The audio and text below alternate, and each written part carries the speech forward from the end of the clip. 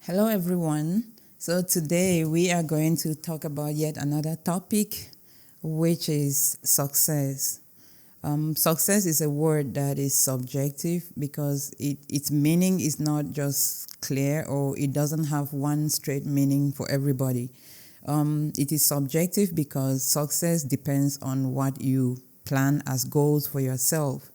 Sometimes people feel like they have become a failure because they didn't have what they feel like other people have. But I would say that success is something that you need to look at it from the perspective of your goals. So if your goals were to leave your country and relocate to another country, you may say that you are successful because you have arrived there, and other people may look at you like, oh, this person has just arrived and they don't know their left and right. Sometimes we have big success, but we don't recognize it because we keep looking at other people and feeling like we are left behind. So what I want us to think about today is, how can you set your goals and recognize that you are successful when you see success? How do you recognize it? I mean, success for you, not for everybody to see or validate. For example, most immigrants, they come here, they leave their country, and they come here and they start life from zero, like almost zero.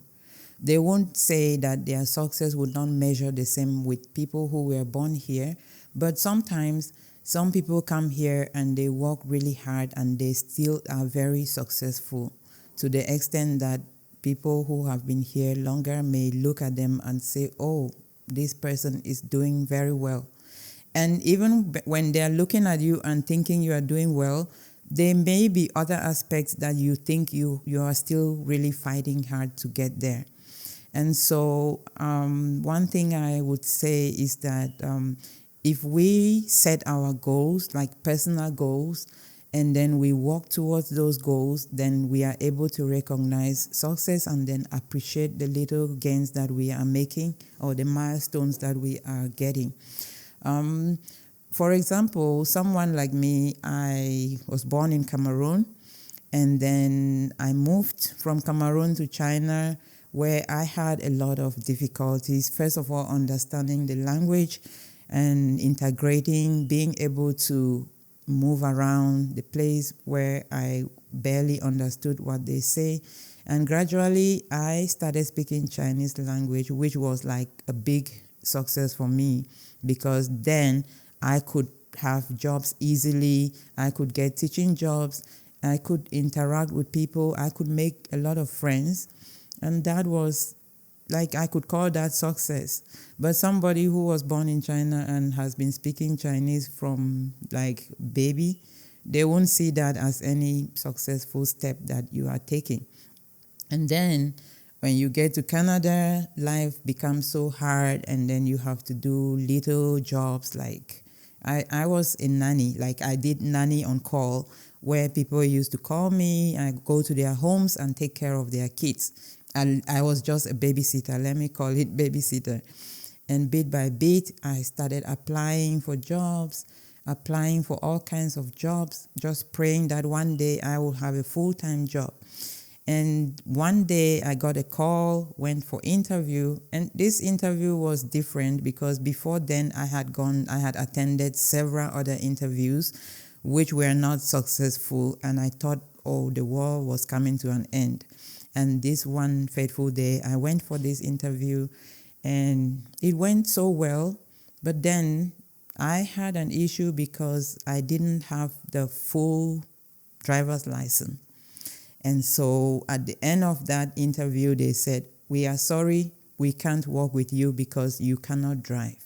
And I came out of there feeling really, really discouraged about everything. And then I continued going to the library, preparing for other interviews and applying for different jobs. And then one day I went to the library and I got this call. I didn't know who was calling. The person said he's calling from, I forgot, I won't say the name of the agency. And I answered the call and they said, you went to this place and you had an interview, which these people said you did so well, but they couldn't employ you because you are licensed, something with your license. I said, yes. And they said, we are working with this company like partners and we don't mind working with you with the license that you had. And I felt like the doors have opened. I felt like this is success, like this is huge, this is big. And so I went there. They didn't even do that interview. They just they employed me without asking more questions, without even going through the interview questions again, because the previous company had given all the questions and answers that they asked me, and they just employed me based on that. And so I was really, really happy. I celebrated that. I was feeling really successful because that was the first job I got in Canada that I could call a full-time job. And then into that job, I was there doing this job and thinking about the next steps, setting my goals because I knew where I wanted to be. And the journey never ends. It doesn't mean that when you are somewhere now you are at the top and then you would sleep. No, I knew that I needed to work hard. I needed to take it slow. I needed to work at my pace and do what I can. And so started seeing people going back to school, and the thought of going back to school came to my mind. And I'm like, even if I go to school, what am I going to study? How long am I going to be in school for before I graduate and then get a good job? And so I was confused, like, is this going to take me too much of a long time? How long will I have to wait to do this? And so bit by bit, I got information. Like information, they say, is power. I got to know about, I got to hear from someone that when you have a bachelor's degree, there are some programs that you could take for bachelor's degree, which they would reduce it to 2 years instead of 4 years. And so I did my research, went to Googled, asked some people who have done the social work program, and I started trying to get admission. And that was another hassle for me because it took me a long time to be able to get admission. The first year I applied, they just said, sorry, I received the letter, and I felt sad, and I'm like, okay, this is not happening. What do I need to do? I enrolled myself into prerequisite courses where I had to study on my spare time while still working. And so after I did the first course, I decided to apply again. That was in around December, I made the decision to apply. And early January, completed applications, and then another rejection letter came. And I was like, okay, this is heavy. And before that rejection letter came, I had completed the first prerequisite and then started the second one. And so they needed my result for the second prerequisite course, which I didn't have yet. And so I did not give up. I continued to study, and I took another third prerequisite course. I did that one. And then when the application period came, I did not just apply to one school this time, and I told myself that I needed to get in. So I applied into 4 different schools. I applied to UVic, University of Victoria, University of Calgary, University of Manitoba, and which one again? Yeah, I applied to 4 schools. I can't remember the fourth one. And so after this application, I was telling myself that if I wasn't admitted this time, then maybe I need to think about something else. And guess what happened? I got admissions in all the 4 schools. I spent a lot of money bringing my degrees from my country and all sort of things. And I got admission in all the 4 schools. And there I decided I was going to be the one to select which school I was going to attend.